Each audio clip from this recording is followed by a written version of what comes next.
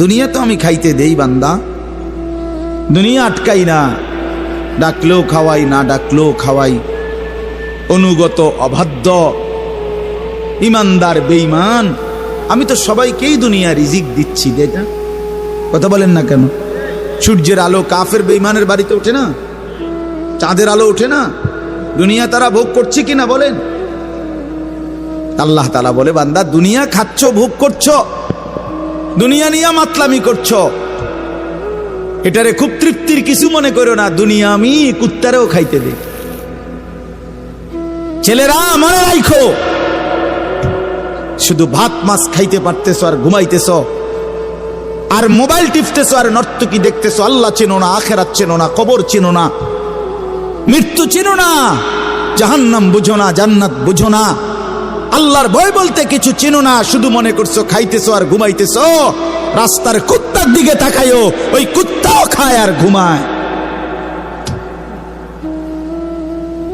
কুত্তাও খায় আর ঘুমায়, কুত্তাও পেশাব পায়খানা করে, কুত্তারও যৌন চাহিদা পূরণ হয়। এই জন্য কুকুরেরও বাচ্চা কাচ্চা হয় না?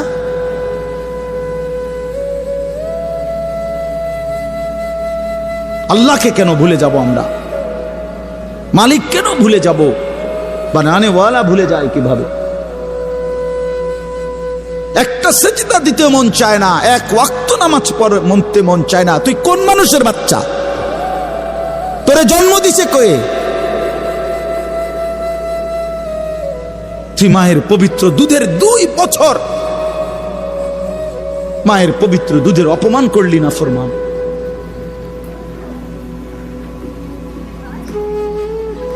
এই জন্য আমরা প্রত্যেকে ফিকির করি।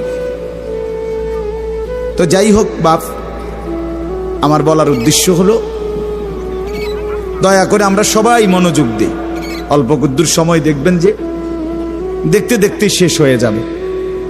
এই জন্য মেহেরবানি করে সবগুলো ছেলে ভাই তোমাদের কাছে অনুরোধ, বিশেষ করে হাতে ধরা যেই মোবাইল হাতে ধরে রাখছে, এগুলা নামায় ফেলেন। হাতে ধরা মোবাইল এই হাতে ধইরা রেকর্ড করেন, বরং আমাদের চেহারার দিকে তাকাইয়া আল্লাহর ওয়াস্তে 2টা কথা, আল্লাহর কথা মনোযোগ দিয়ে শোনেন, এতে লাভ হবে। দিনের পর দিন, বছরের পর বছর শুনলাম, অথচ কিছুই আমি উপলব্ধি করলাম না। এটা ইনসাফ না।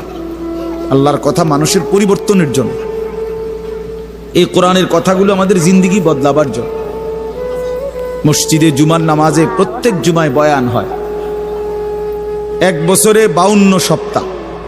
চিন্তা করে দেখে, একটি বছরে 52 সপ্তাহ, তাহলে 52 সপ্তাহ ইমাম সাহেব আপনাদের জন্য নসিহত করে। তো এইভাবে যদি 30 বছর 40 বছর ধরে শুনে থাকেন, তাহলে আজকে কতদিন ধরে আল্লাহর কথা শুনতেছেন? বছরে 52, তো এভাবে 40 বছর, এভাবে 30 বছর, এভাবে 50 বছর। অথচ এত লম্বা সময় আল্লাহর কথা শুনবার পরেও